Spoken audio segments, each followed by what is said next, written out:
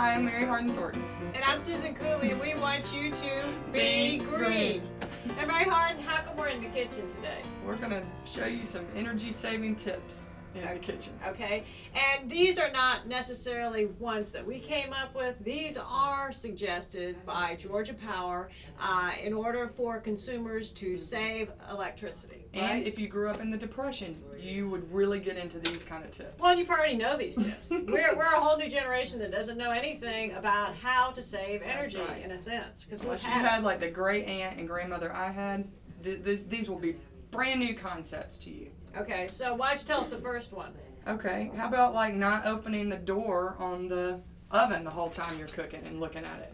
You know, get an oven light, turn it on, just kind of look. If you keep opening, you're wasting all kinds of energy here. Well, and plus using a timer. If your recipe says 20 minutes, then really try to trust your recipe and don't try to second guess that the item is already done or that it's going to be overcooked or whatever, right?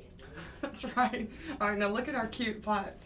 Mm-hmm. What's wrong with this situation, Susan? There is definitely a picture problem here. Mm-hmm. Okay. Let's see if it's just a regular thing. Okay. Yeah, it's a regular stove. Really.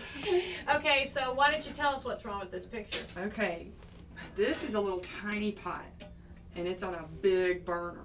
And this is a big pot on a little burner. I think this is a better match, don't you? So do I. Is this like a puzzle with blocks that you fit the shapes into? It's something that makes sense, and so it's kind of hard. And you know, it's really good to use your range, especially if you're living at my house and the power or gas could cut out at any time, and you know it's kind of cold in the kitchen. So turn on all your range things and cook. And you may want to cook a lot of meals all at once too. Right.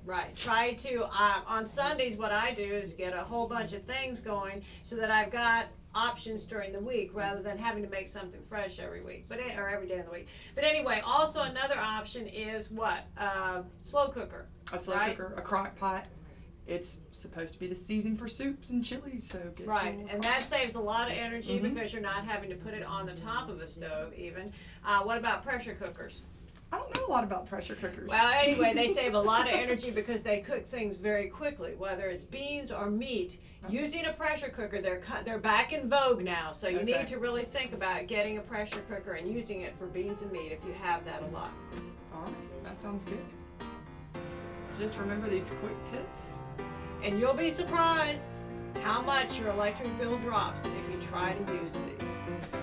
And remember, we want you to be green.